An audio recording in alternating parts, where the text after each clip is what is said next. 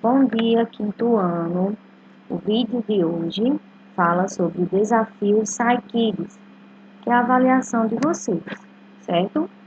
A primeira disciplina é língua portuguesa, e na questão 1 diz: leia a piada a seguir e identifique a linguagem empregada nela.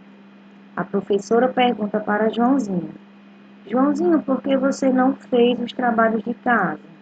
Ele rapidamente responde: ora, porque eu moro num apartamento.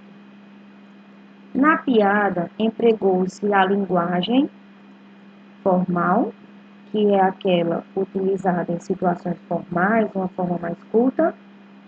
Informal, ela é utilizada em situações mais descontraídas, ou seja, uma linguagem mais cotidiana. Ou foi usada uma linguagem objetiva ou técnica. Vocês vão marcar, tá bom? Na 2 diz assim: leia novamente a piada de Joãozinho na escola e identifique o uso da vírgula na frase destacada. A professora pergunta para Joãozinho: Joãozinho, por que você não fez os trabalhos de casa? Ele rapidamente responde: ora, porque eu moro no apartamento. A vírgula na frase destacada, certo? Foi usada para antecipar o uso de um conectivo, isolar um aposto, separar o vocativo ou separar os itens de uma enumeração. Ok, pessoal? Essa questão fala sobre essa frase aqui em destaque e o uso dessa vírgula. Ok? Na questão 3, diz: leia o fragmento do texto a seguir e analise a concordância nominal no trecho destacado. Furtei uma flor daquele jardim. O porteiro do edifício cochilava e eu furtei a flor. Trouxe-a para casa e coloquei-a no copo com água. Logo senti que ela não estava feliz. O copo destina-se a beber e flor não é para ser bebida. A concordância nominal no trecho destacado ocorre entre pronome substantivo, substantivo e artigo, pronome adjetivo ou substantivo e numeral. Certo, pessoal? Essa questão fala sobre essa parte aqui do texto em negrito, certo? Essa destacada, daquele jardim. 4. Leia o fragmento de texto a seguir e identifique o uso das vírgulas na frase destacada. Vamos lá. O estádio jornalista Mauro Filho, conhecido popularmente como Maracanã, completa hoje 66 anos. Em sua história, o Clube de Regatas Flamengo e a Seleção da Espanha registram as maiores goleadas contra São Cristóvão, certo? E Tahiti, respectivamente. Zico, o galinho de Quintinho, foi o jogador que mais marcou gols em uma única partida. Então, pessoal, nessa frase destacada, certo? O uso da vírgula foi usada para separar um aposto, separar os itens de uma enumeração, separar um vocativo ou separar uma frase antes de um conectivo. Na 5, leia a seguir um trecho de uma resenha do livro A Droga da Obediência, de Pedro Bandeira, e identifique os elementos que compõem a escrita do trecho. A escrita é leve e bem desenvolvida. É muito fácil se envolver com os personagens e, pelo texto ser dinâmico, é possível ler sem se sentir desestimulado a continuar a leitura. É um livro bem pequeno, com 190 páginas, mas a história é cheia de reviravoltas e com suspense. Pode-se perceber na leitura do trecho da resenha a Apresentação de fatos da vida de Pedro Bandeira. B. Resumo detalhado do livro de Pedro Bandeira. C. Relato de vários leitores que leram o livro de Pedro Bandeira. Opinião de quem faz a crítica ao livro de Pedro Bandeira. 6. Leia um trecho do conto João e Maria e analise as formas verbais destacadas, atentando para a sua concordância com o sujeito. Quando a lua apareceu, as pedrinhas que João tinha deixado cair pelo atalho começaram a brilhar. Seguindo-as, os irmãos conseguiram voltar até a cabana. Ao vê-los, os pais ficaram espantados. Em seu íntimo, o lenhador estava até contente, mas a mulher, assim que foram deitar, disse que precisavam tentar novamente, com o mesmo plano. João, que tudo escutara, quis sair à procura de outras pedrinhas, mas não pôde, pois a madrasta trancara a porta. Então, pessoal, as formas verbais destacadas no trecho estão no plural porque concordam com essas aqui, ó, foram e precisavam. Concordam com sujeito simples no plural, sujeito simples no singular, sujeito composto por 2 núcleos ou sujeito composto por 3 núcleos. Okay? Na 7 diz: leia a seguir um trecho do conto O Príncipe Canário, de Ítalo Calvino, e observe as formas verbais destacadas. Acenderam uma fogueira junto à árvore e se sentaram para se aquecer e assar alguns morceguinhos para o jantar. Depois de comer bastante, começaram a contar umas às outras o que tinham visto de interessante pelo mundo. Vi o sultão dos turcos que comprou 20 mulheres novas. Vi o imperador dos chineses que deixou crescer o rabo de cavalo até alcançar 3 metros. Vi o rei dos canibais que comeu o camareiro por engano. Vi o rei daqui de perto que tem o filho doente e ninguém sabe a cura, porque só eu sei. Qual é o tipo de sujeito das formas verbais destacadas? Ou seja, vi, qual é o tipo de sujeito destacado? Certo? Sujeito oculto, sujeito simples, sujeito composto ou sujeito indeterminado. 8. Leia a seguir o início do conto O Rouxinol, do Imperador, e analise o caso de concordância verbal na frase destacada. O palácio do imperador da China era uma das coisas mais bonitas que existiam no mundo. Construído em mármore branco, possuía torres de marfim, paredes revestidas com tecidos de cores variadas e quartos decorados com ouro e prata. Era realmente uma maravilha. O jardim também era de enorme beleza.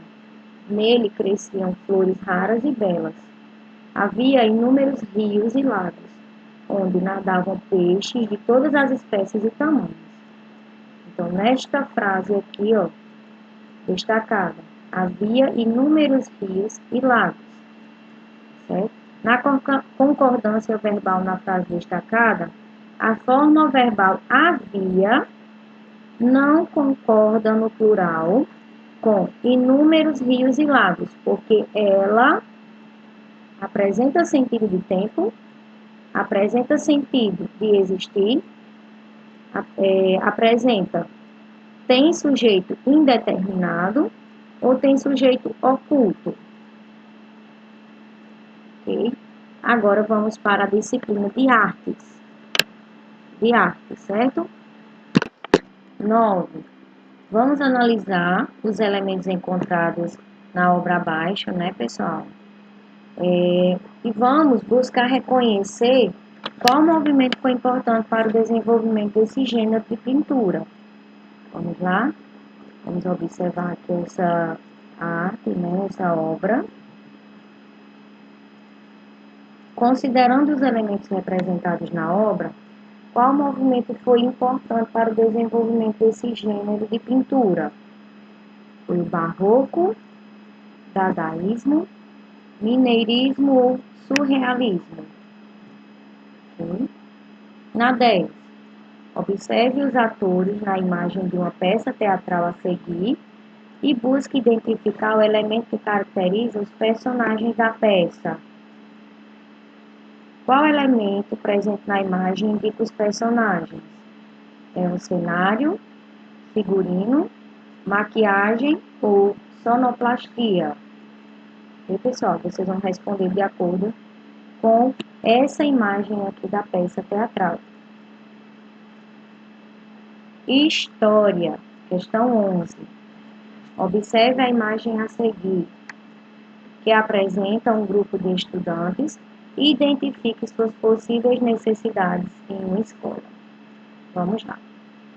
Para que as pessoas com deficiência física, né, possam estudar em todas as escolas, é necessário que as escolas mantenham suas estruturas sem alterações, separem os estudantes de acordo com o que precisam, agrupem os estudantes por tipo de deficiência física ou invistam em ações de acessibilidade, como elevadores e rampas. Questão 12. Vamos ler esse texto a seguir, né? E buscar compreender como o direito à saúde está ligado aos outros direitos individuais e sociais. Direito à saúde. A saúde consta da Declaração Universal dos Direitos Humanos, de 1948, no artigo 25, que define que todo ser humano tem direito a um padrão de vida capaz de assegurar-lhe e a sua família saúde e bem-estar, inclusive alimentação, vestuário, habitação, cuidados médicos e os serviços sociais mais indispensáveis. Ou seja, o direito à saúde é indissociável do direito à vida, que tem por inspiração o valor de igualdade entre as pessoas. Pode-se afirmar que o direito à saúde tem como objetivo melhorar apenas os hospitais e postos de saúde, garantir que todas as pessoas tenham qualidade de vida, curar as doenças das pessoas que possuem melhores condições financeiras, ser individual e não se relacionar com a sociedade. 3. Leia o trecho da reportagem sobre as greves que ocorreram em 1917 no Brasil e identifique suas motivações. Em junho de 1917, décadas antes da consolidação das leis trabalhistas no Brasil, cerca de 400 operários, em sua maioria mulheres, da fábrica têxtil Cotonifício Cresp, na Moca, em São Paulo, paralisaram suas atividades. Eles pediam, entre outras coisas, aumento de salários e redução de jornadas de trabalho, que até então não eram garantidos por lei. Em algumas semanas, a greve se espalharia por diversos setores da economia, por todo o estado de São Paulo e em seguida para o Rio de Janeiro e Porto Alegre. Era a primeira greve geral no país. Os trabalhadores e trabalhadoras iniciaram as greves indicadas acima porque eles queriam melhores condições de trabalho, exigiam parar de trabalhar aos finais de semana, buscavam aumentar suas jornadas de trabalho ou eram contra a consolidação das leis trabalhistas. Na 14. A imagem a seguir retrata uma mulher trabalhando em uma fábrica de aviões na Inglaterra, entre 1914 e 1918. Vamos observar nessa imagem E a imagem demonstra que ao longo do século XX, o trabalho feminino foi remunerado da mesma forma que o masculino, passou a estar presente também nas indústrias, permaneceu apenas no espaço doméstico ou deixou de ser importante socialmente. Ok, pessoal? Vamos agora para a geografia. Leia o texto a seguir. O IBGE pesquisa a cor ou a raça da população brasileira com base na autodeclaração. Ou seja, as pessoas são perguntadas sobre sua cor de acordo com as seguintes opções: branca, preta, parda, indígena ou amarela. De acordo com os dados da pesquisa, certo? Em 2019, 42,7% dos brasileiros se declararam como brancos, 46,8% como pardos, 9,4% como pretos e 1,1% como amarelos ou indígenas. De acordo com os dados do IBGE, a maior parte dos brasileiros se declara como branco, pardo, preto ou indígena. 16. Leia o texto a seguir e observe o movimento migratório descrito.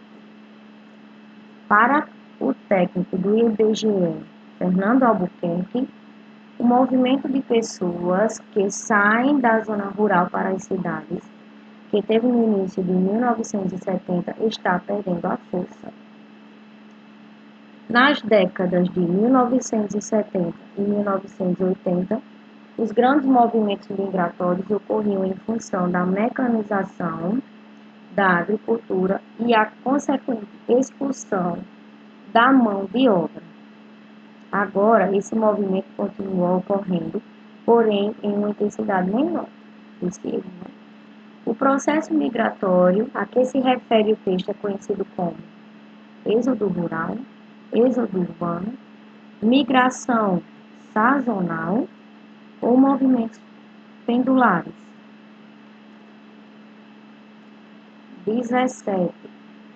Leia a seguir as informações divulgadas em outubro de 2019 pela Prefeitura Municipal de Atibaia e preste atenção às informações dadas a respeito do censo de 2020. No próximo ano, acontece em todo o Brasil o Censo Demográfico 2020 do Instituto Brasileiro de Geografia e Estatística, IBGE, que busca conhecer detalhadamente como é e como vive a população brasileira, traçando um retrato abrangente e fiel do país. O Censo 2020 será a maior operação de recenseamento já organizada em território nacional, que hoje conta com mais de 211 milhões de habitantes, aproximadamente 71 milhões de endereços a serem visitados e 5.570 municípios. O texto apresenta informações sobre o que será a maior operação de recenseamento já organizada no país. O que isso significa? Recenseamento ou censo demográfico são as pessoas que vão até os domicílios coletar as informações utilizando os questionários estabelecidos. Ou significa, na letra B, a principal forma de se obter informações sobre as condições de vida da população nas diversas regiões do país é o órgão, do governo federal responsável pelo planejamento, execução e pela análise de dados coletados, ou é o nome do equipamento utilizado para a realização de um censo. Vocês vão marcar. Na 18, na imagem é apresentado um gráfico chamado de pirâmide etária. Observe o gráfico e verifique as informações contidas nele, certo? Nós temos aqui algumas informações da população masculina e feminina, certo? E a porcentagem de cada um. Ao obter a pirâmide etária no Brasil de 2019, é possível identificar aqui a base mais larga do que o corpo da pirâmide. A base é mais larga do que o corpo da pirâmide, indicando que a taxa de natalidade é maior do que o número de adultos. B. A faixa etária entre 10 e 14 anos apresenta o mesmo percentual de pessoas que a faixa etária de 65 e 69 anos. O maior número de habitantes se encontra entre 10 e 39 anos, e a partir dessa idade inicia-se a redução de pessoas nas faixas mais elevadas. E D. Nessa pirâmide é possível perceber que a base é mais larga, o que indica que há uma maior quantidade de adultos do que crianças no país. Na questão 19, fala a disciplina de matemática, ok? E a questão 1 diz: uma professora de matemática deixou anotado no quadro os números A, B e C, para que os alunos apontassem em uma reta numérica suas respectivas localizações. Nós temos os números racionais: 1 inteiro, 1 décimo e 5 centésimos, 1,15, 1 inteiro e 15 centésimos. B, 1,5, ou seja, 1 inteiro e 5 décimos. C, 1,05, ou seja, 1 inteiro e 5 centésimos. Ok, pessoal? Aí, a indicação correta desses números na reta numérica está apresentada em... Vocês vão identificar qual a reta, pessoal, está marcando corretamente. Nós observamos que todas as retas, elas começam no 0 e vem aqui no 2, né? Então, logo aqui na metade, ó, será o número 1. Então, qual desses números está mais próximo do número 1? Certo? Aí vocês vão observar o ponto aqui de cada um, ó, certo? E dizer qual é a representação correta. Por exemplo, aqui, ó, o C está aqui, ó, é o mais próximo do número 1. Aí fica aí a decisão do pontinho A e B, ok? O pontinho A, ó, é 1 inteiro, 1 décimo e 5 centésimos. Já o ponto B, ó, ponto A, né? O ponto A é 1 inteiro, 1 décimo e 5 centésimos. E o ponto B é 1 inteiro e 5 décimos. Quem está mais próximo aí do 2? Aí vocês vão marcar, ok? Qual é a alternativa que está representando aí esses três números corretamente na reta numérica. Ok? Na 20, vocês vão comparar o preço do óleo de soja nos anos de 2020 e 2021 no estado de São Paulo. Vamos ler agora esse texto. Depois de disparar 103% em 2020 e ter sido o produto com maior alta de preço no ano passado, o óleo de soja continua custando praticamente o dobro do que há um ano atrás. No estado de São Paulo, por exemplo, o consumidor que está pagando em média R$ 7,45 pela garrafa de 900 ml, valor aproximadamente 2 vezes mais caro do que em fevereiro de 2020, que custava R$ 3,86. Diz assim: para ter ideia do aumento registrado no estado de São Paulo, comparado ao ano 2020, iria se pagar mais pela compra de 9 garrafas de óleo em 2021, o valor de...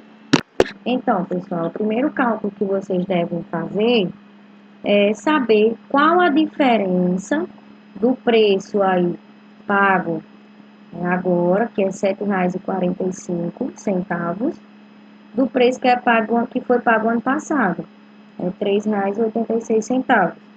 Vocês vão primeiro fazer a diferença, né, pessoal, desses valores, e depois, o resultado dessa diferença, vocês vão multiplicar pela quantidade de garrafas aqui, ó, 9, certo, pessoal? Logo, o resultado dessa multiplicação, vocês vão marcar aqui qual é a resposta correta, tá bom? Na 21, diz assim, questão 21. Atente-se ao aumento aproximado dos preços dos celulares no mundo. De acordo com a notícia a seguir, o preço médio dos celulares em real é próximo de R$ 880. O valor médio gasto em smartphones subiu globalmente em aproximadamente 10%, de acordo com o levantamento realizado, certo? Segundo a companhia, o aumento se deve à adoção de 5G em mais smartphones, além da queda nas vendas de aparelhos mais baratos. Caso sofra mais um acréscimo igual ao noticiado, o preço médio dos celulares no mundo passará a girar em torno de... Então, pessoal, se agora está custando aí em média R$ 880, e se subir mais uma vez 10%, então vocês vão fazer 880 mais esses 10% de acréscimo, certo? Vocês vão acrescentar. Primeiro, vocês têm que calcular quanto é 10% de 880, certo, pessoal? Depois que souber aí quanto é essa porcentagem, aí vocês vão aumentar, certo? Ok, pessoal? Depois que vocês fizerem aí 880 mais esses 10%, certo? Vai dar um desses valores aqui, né, pessoal?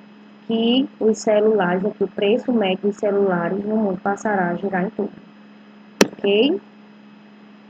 Na questão 22, diz assim: o texto a seguir noticia o prazo e as condições de pagamento do IPVA 2021 na Paraíba.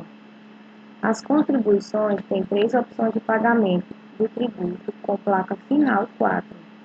A primeira é a cota única com desconto de 10% à vista. Então, à vista tem 10%. A segunda opção é o pagamento em 3 parcelas, mas sem desconto, certo? Sendo a primeira com vencimento até 30 dias até o dia 30 deste mês, e a terceira é o pagamento total do IPVA no dia 30 de junho, também sem desconto de 10%, evitando ainda os acréscimos de juros e multa. Aí, optando pela primeira forma de pagamento, ou seja, com um desconto de 10%, quanto um proprietário pagará pelo IPVA de seu carro, cujo valor é de 1.320. Então, pessoal, vocês vão fazer 1.320 menos, certo? 10%, porque está dando aí um desconto de 10%. Então, primeiro, para saber quanto eu vou subtrair desse valor, eu quero calcular primeiro quanto é 10% desse valor, certo? Então, depois de calcular quanto é 10%, vai subtrair. Vai fazer 1.320 menos os 10%, ok? Vai marcar aqui qual o valor que o proprietário pagará depois desse desconto de 10%. Na questão 23 diz: em uma pizzaria, a família de Ana realizou o pedido desta pizza, da qual ela comeu 3 pedaços.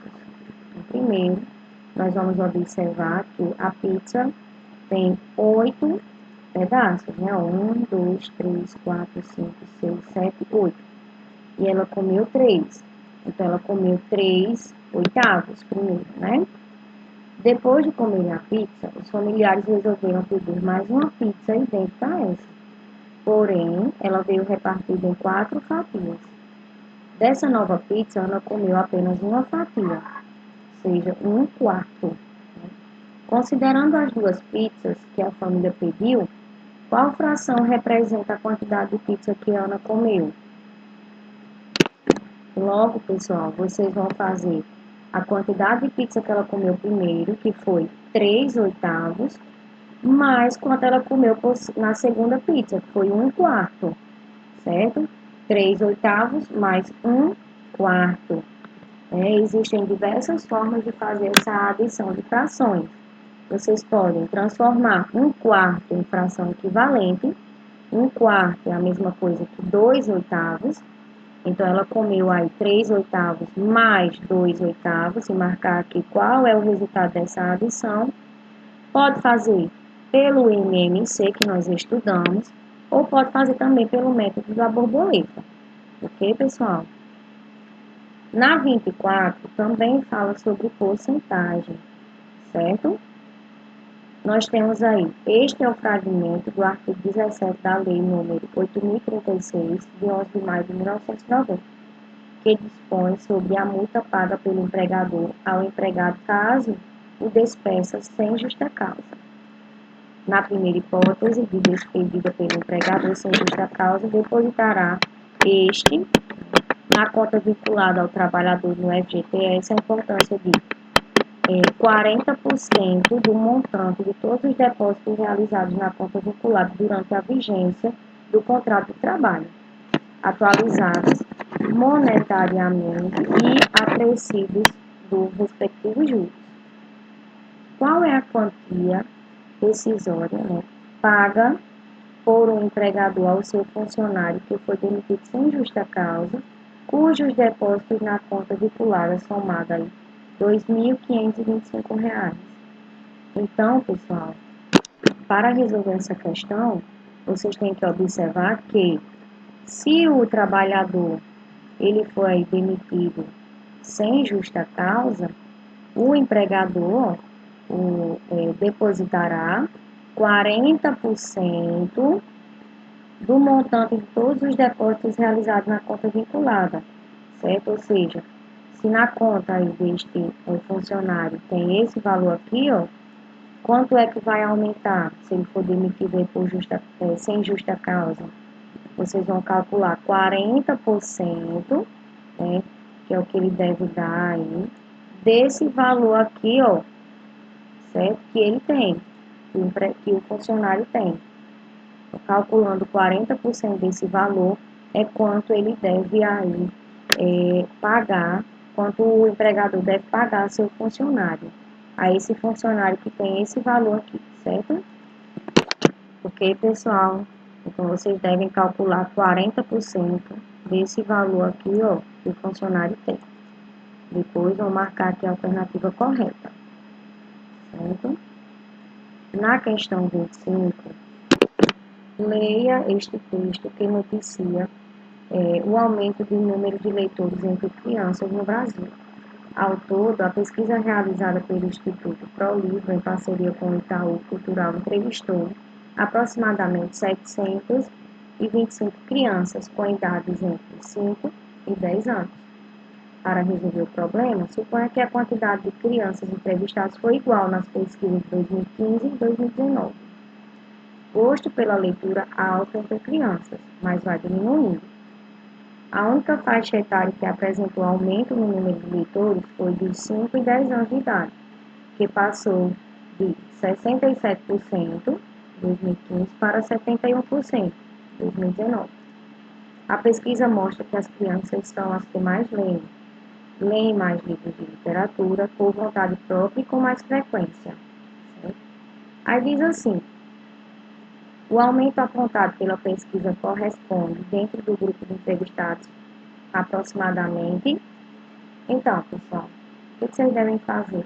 A primeira coisa que vocês devem ver é aqui a porcentagem.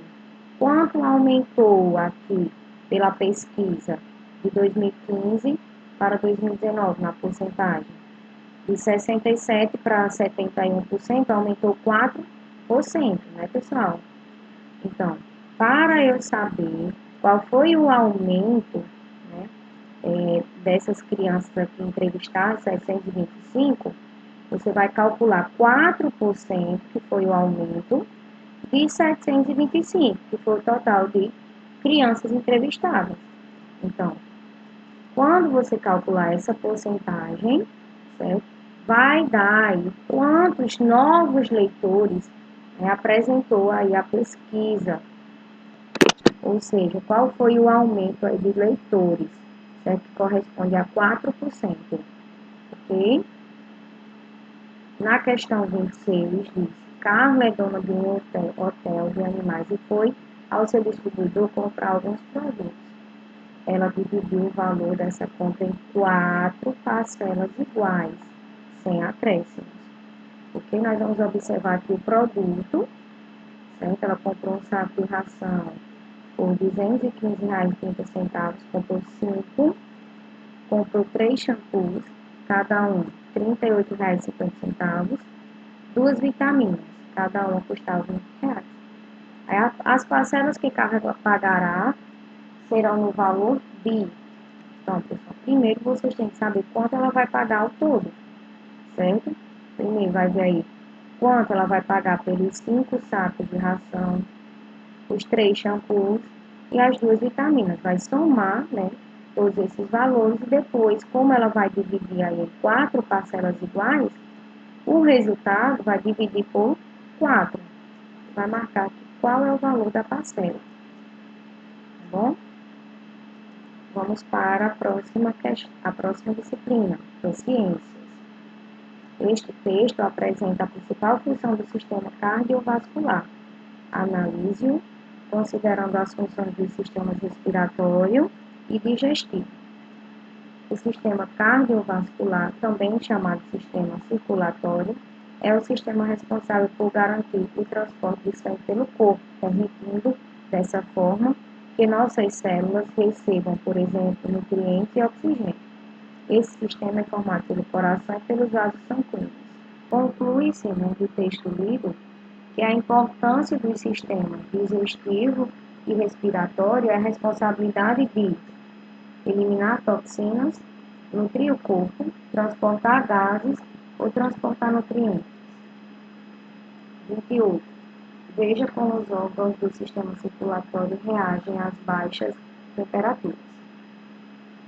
Com a aproximação do inverno, a atenção à saúde deve ser redobrada, pois as baixas temperaturas podem influenciar diretamente no sistema vascular da população, uma vez que, na tentativa de manter o corpo aquecido, os vasos sanguíneos se contraem em um mecanismo chamado vasoconstrição. Consequentemente, o sangue tem mais dificuldade para circular e chegar às partes extremas do corpo, como pernas e pés.